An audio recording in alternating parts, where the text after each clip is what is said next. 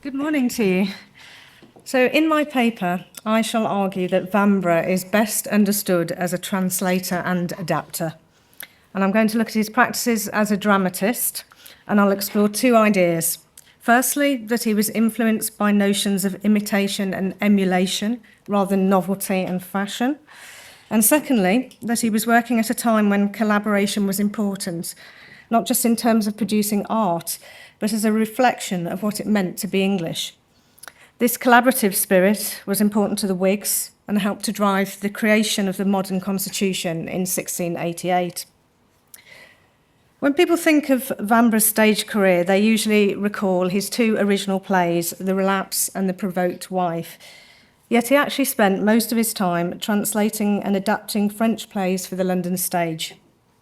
And he was so good at it that the actor Colley Cibber said that he had a happier talent of throwing the English spirit into his translations of French plays than any former author who has borrowed from them.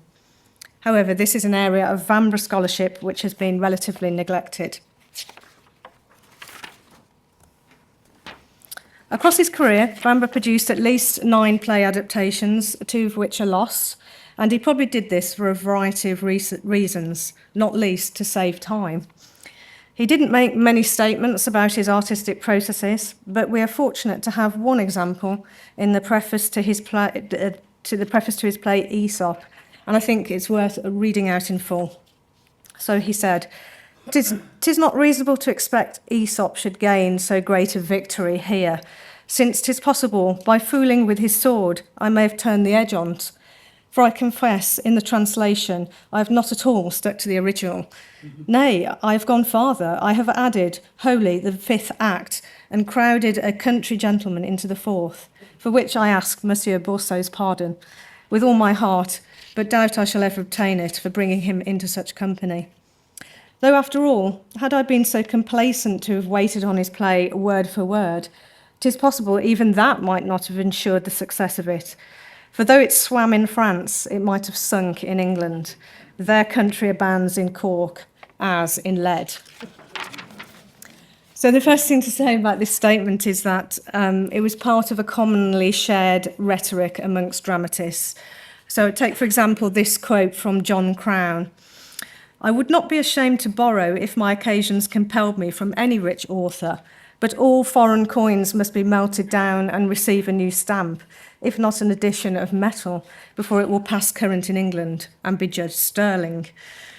So the important thing being emphasised here by both playwrights is that they've not translated their material word for word, and they've also altered it to conform to English tastes. So while some of these ideas might seem obvious to us, in Vanbrugh's period they were relatively new.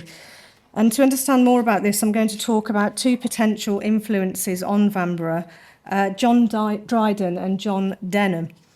And Denham is particularly relevant to us because he straddled the worlds of drama and architecture, just as Vanbrugh did. In 1660, Denham was made Surveyor of the King's Works, a post he held between the tenures of Inigo Jones and Sir Christopher Wren. And as far as we know, he didn't design any buildings, but he was an excellent administrator. And Denham's last official act on March the 6th, 1669, was to ensure the appointment of Wren as his successor in the surveyorship. And in his will, he donated £100 to St Paul's, along with all the fees that he had received for rebuilding the old cathedral before the fire. In addition to his architectural interest, Denham was also a poet and translator of plays. And writing about him in his Lives of the Poets, Samuel Johnson said he was among the first to emancipate translation from the drudgery of interpreting word for word. He added that Denham's versions of Virgil are not pleasing, but they taught Dryden to please better. A Tory and a Catholic, Dryden was an unlikely figurehead for the Kit Kat Club, which was both Protestant and in favour of a Hanoverian succession. But he shared their enthusiasm for translation. And this was an important topic for the Whigs, not simply because of their international outlook, but because as Protestants they believed the word of God should be spoken in English. Most of Dryden's views about translation can be found in the introduction to his Fables, Ancient and Modern, And it's here that he describes it as a collective act, a kind of transmigration of souls between authors.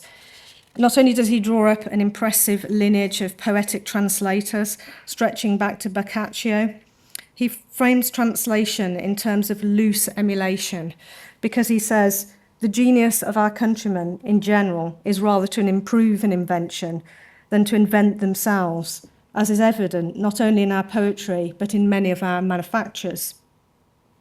So this pragmatic idea of building upon the inventions of other men is an important neoclassical approach which has potential parallels with Vanbrugh's writing and his architectural practices.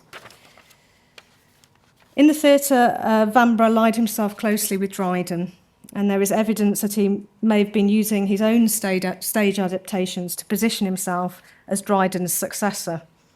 Dryden himself was fluent in French and read both Latin and Greek, and his dramatic works drew on many different foreign sources.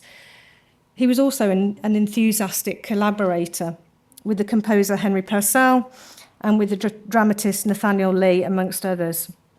And this collaborative spirit was necessary in the theatre, but it also drew on Renaissance notions of idealised male friendship, qualities which can also be seen in many of the clubs of the era.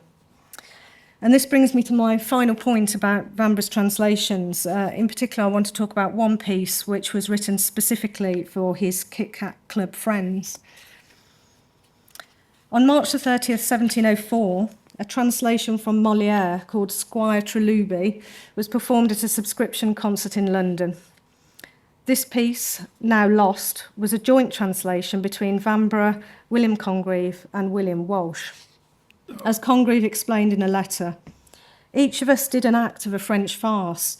Mine, and I believe theirs, was done in 2 mornings, so there can be no great matter in it. It was a compliment made to the people of quality at their subscription music, without any design to have it acted or printed farther. So what were these men trying to achieve? As we see from Congreve's remark, they did not hope to profit from the sales of the play, and it was apparently not published. What I think is actually happening is an attempt to evoke a popular idea called the triumvirate of wit. Now, this phrase originated with none other than our friend Sir John Denham, who in 1647 wrote a commendatory poem which mentioned Shakespeare, Johnson and Fletcher as the nation's 3 preeminent poets. And he probably chose these poets because they'd all had their works published in folio format. The idea of the triumvirate of wit quickly caught on. This was a time when dramatic writing was dominated by genteel amateurs who liked to circulate plays in manuscript for collective translation. And not just plays, group translations of poetry and essay collections by many hands were flooding the market at the time, due to the demand for genteel reading matter. And I'll give you 2 pertinent examples of group translation from the theatre. Firstly, an anonymous translation of 1663 entitled Pompey the Great, translated by certain persons of honour. So it's not really known who these people were, but it's been speculated they were Sir Edward Fillmore, Lord Buckhurst and Sir Charles Selby. And secondly, a play called The Rehearsal, which was a very popular satire on Dryden, which was written by George Villiers, 2nd Duke of Buckingham, with input from various friends and dependents. So in this context, we can understand more about how Vanbrugh and his friends were operating, not as commercial writers or translators, but as genteel amateurs like the Duke of Buckingham. They all saw themselves as part of a collaborative theatrical tradition stretching back to Shakespeare, Johnson and Fletcher. In his play adaptations, Vanbrugh reflected various facets of neoclassical literature, including a focus on order, rationality and manners. But the ultimate aim for theatrical adapters in this period was to dispense with literal word-for-word translations and to build creatively on what went before.